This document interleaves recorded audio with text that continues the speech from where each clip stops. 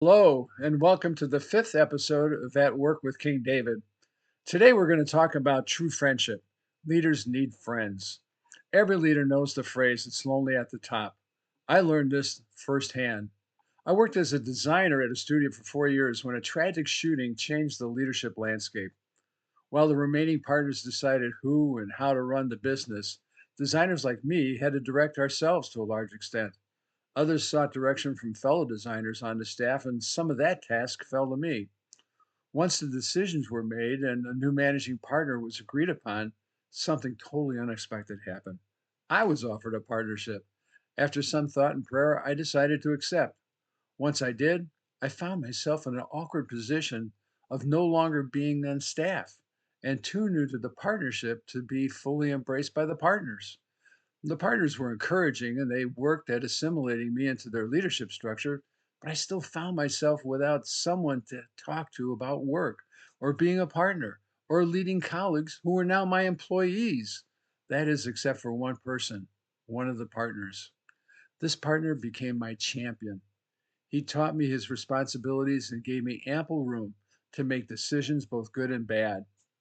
He'd get between me and the other partners when there was a disagreement. And when I made one of those baddest decisions, he was there to be supportive. The good, he encouraged. And the bad, well, he just let me feel the weight of the consequences.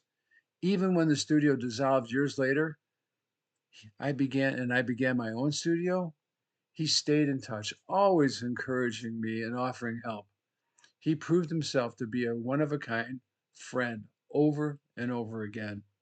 Friends can be critical to life and accomplishment. They encourage, advise, and they flat out just take the sting away feeling alone. When no one truly understands your position and maybe even your friend as well, they are there to come alongside as best as possible. Well, King David found himself alone in a place like that as well. During that time, he had a friend who stood by him as David made a swift transition from leading sheep to leading an army to ultimately leading a nation. David's friend faithfully helped him navigate the colossal transition again and again, often with selfless intervention that saved his friend David from the murderous rage and jealousy of the king he would one day replace. Scripture makes no mention of any other person who cared so deeply for David. He had mighty companions, but only one peer friend. As you read through David's songs and psalms, it's evident that as far as human friendships go, there seemed not to be any, not even from his family. Now, who was this friend that would protect and encourage David, often at his own peril? His name was Jonathan, the son and heir of the raging king that was so angry with David. As you read through the chronicle of David's ascent to king in 1 Samuel, there are hallmarks of Jonathan's elite friendship that can be harvested for our own friendships. Here are a few qualities from that epic friendship of Jonathan and David that we find in the Bible. First, friendship is selfless. It's recorded that Jonathan loved David as he loved himself. He would eventually confess loving him as he loved his own life. Their friendship was not static, it grew in affection. Jonathan saw David's needs and safety as more important than his own. Have you had someone prove themselves selfless in your friendships? That's a treasure. Second, friendship is humble. In one of the very first meetings, Jonathan strips away his royal armor and sword and he gives it to David. As heir to the Israel's throne, Jonathan signifying his humble willingness to completely submit himself to the leadership of David, who would one day replace him on the throne. When and what have you given up for a friend? How does humility relate to your friendship? Yeah. Three, friendship perseveres. As King Saul increased his hostilities towards David and ultimately set a death warrant on his head, Jonathan heightened his support and protection. Taking the side of David placed Jonathan in great peril.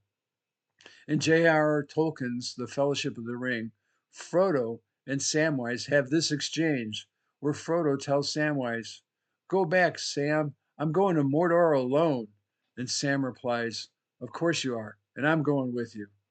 Friends persevere. Elite Jonathan friendship is precious because it's willing to pay the price of loyalty.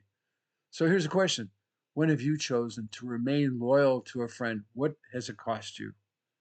Friendship is also vigilant. At the risk of his own life, Jonathan devises various warnings and signals to keep David out of harm's way. Jonathan would not consider trading his friendship with David for his own safety.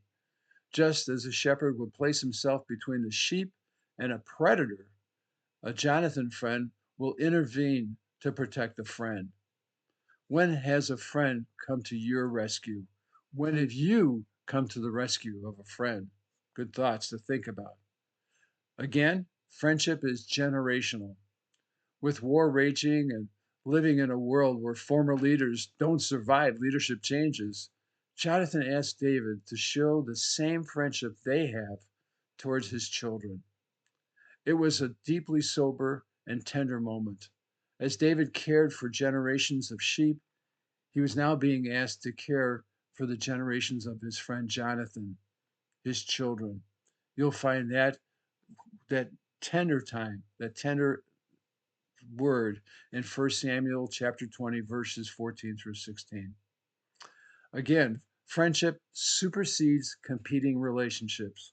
Let me say that again. Friendship supersedes competing relationships. While remaining respectful to his father, Jonathan continually appeals for David's life. In the face of his father's fierce disdain, death threats, and even a murderous attack on his own son. You'll find that in 1 Samuel 20, verses 30 through 32. Again, from Tolkien, one of his characters says, faithless is he who says farewell when the road darkens. Describe a time or think of a time when a friend stayed the course during a real bad time for you. And finally, friendship is a matter of the heart. Before parting, David falls to his knees.